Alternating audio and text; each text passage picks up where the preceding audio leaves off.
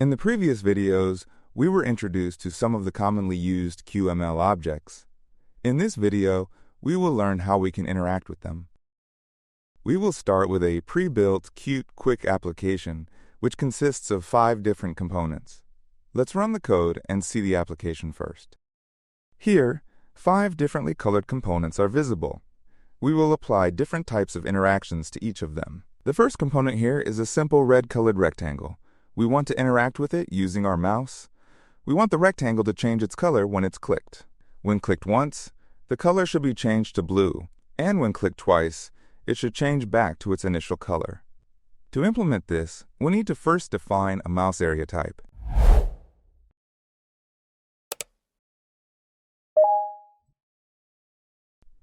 MouseArea exposes an area to signals like clicked and pressed. Here, we want to expose the area of our red rectangle to respond to a signal. We define the onClicked signal handler so that when the clicked signal is emitted, the rectangle changes its color to blue. Similarly, we define the onDoubleClick signal handler so that when the double-click signal is emitted, the rectangle changes back to red. Let's save, build, and run the code, and it will open the application. Now to test the execution, we can simply click on the rectangle surface and see the changes, as it switches its color from red to blue and vice versa. By default, MouseArea only reports mouse clicks. However, it is possible to make the MouseArea respond to hovering over the area by enabling the hover-enabled property. To give a demonstration, we will apply the interaction on the second component. Let's close the window and jump back to the Qt editor. Now, we will define a MouseArea for the second component. However, this time it will respond to hovering. First, we bind the MouseArea's anchors to its parent. We also enable the hover-enabled property. Now, let's define our signal handlers. The first signal handler we will define here is the onEntered. Here, we want to change the text of our rectangle when the cursor enters the rectangle's area. Similarly, we want to change the text value saying cursor exited when the cursor exits the rectangle's boundary by defining the onExited signal handler. Now let's run the code and test. Here, in the application, we can see that the second rectangle has text inside it saying, "Hover over me." If we now hover over the rectangle, we can see that the text changes to cursor entered.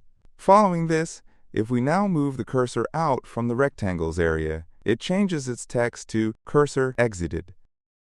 Next, we will learn how we can interact using a keyboard. There are 2 different QML types for interacting with components via a keyboard, the keys type and the KeyNavigation type.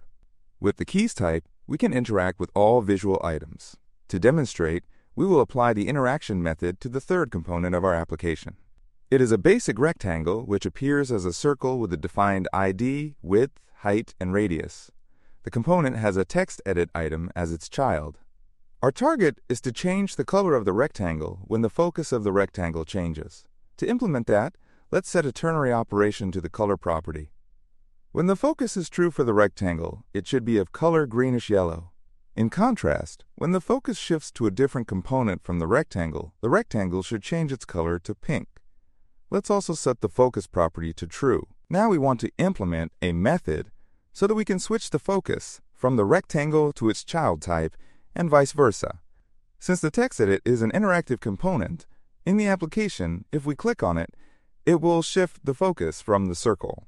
However, to deactivate it, we need to define a method. We now want to define a signal handler so that when we press the escape button, the focus shifts from the text edit type to its parent, the rectangle. Now, let's save and run the code to test it in our application. Here, we can see the third component, which is greenish-yellow, has text inside it. The text is the value we defined for the text edit type. If we click on the text edit to edit the text, we can see that the color of the parent component has changed. This is because the child type has been activated and the focus has shifted to it. Next, if we click on the escape button, we can see that the component's color has changed to its initial color, greenish-yellow, since the component is now the active type and has the focus. There is another keyboard interaction type which comes in handy when we want to navigate between components. To demonstrate, we will use the third and the fourth components of our application. Here, we want to navigate from the third to the fourth component and vice versa using the navigation keys. To visualize the changes, we will toggle the color of the active object. Among these two components, the active component should be presented in the greenish-yellow color. With that said, let's define the key navigation types. Here, we are binding the ID value rectangle bottom left to the circle's KeyNavigation.down property, which holds the item to assign focus to when the down key is pressed. On the contrary, we bind the KeyNavigation.up property of the rectangle with ID circle to change the focus to the circle when the up key is pressed. Now, to see the result, let's save and run the program. Here, in the application, we can see that the third component is greenish-yellow, which means it is the active component. Next, if we click on the down key of our keyboard, we can see that the focus has changed, and the fourth component is now the active component. Here, we will apply a touch interaction to the fourth component of the application. We begin with defining a MultiPointTouchArea, which is an invisible item that can track multiple touch points of an object. First, we bind the item to fill its parent. We also set the mouse-enabled property to true so that we can interact using the mouse. Here, the mouse events will be handled by the touch area. Next, to handle the press signal, we define the corresponding signal handler. This signal is emitted when new touch points are added. Touch points is a list of these new points. We want to track them and print their positions in the console log. To get the points list, we will be using the points parameter. Now, let's save and run the program. To test it, let's bring the cursor inside the rectangle's surface area and click at a random point. We can see that in the application window, nothing has changed. However, if we now jump back to the editor and expand the application output, we can see it printed the position where we pressed with the mouse. Moreover, to handle events from a keyboard, touchscreen, mouse, and stylus devices, input handlers can be used. There are various types of input handlers, for instance, TapHandler, HoverHandler, wheel handler, and drag handler. It is possible to have multiple handlers on the same item. To demonstrate, we will define a TapHandler and a HoverHandler on the fifth component of our application. The goal here is to change the color of the rectangle based on the handler type. TapHandler is designed to manage touchscreen taps or mouse clicks, while HoverHandler identifies the presence of a hovering mouse. Both are useful for their event-specific logic compared to the broader functionality of MouseArea. Here, we first define a TapHandler with an ID. Similarly, we define a HoverHandler for the same component. Now, we scroll up and set a ternary operation to the color property. By default, the rectangle's color should be tan.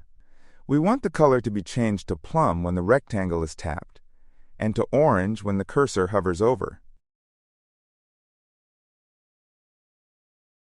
Now, let's save and run the application.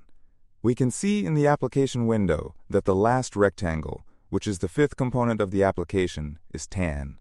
If we hover our cursor over the rectangle, it changes its color to orange, and if we tap on it, it changes its color to plum. This concludes our videos on object interaction. In the next video, we will learn how to create a custom component in a Qt Quick application. Thank you for watching.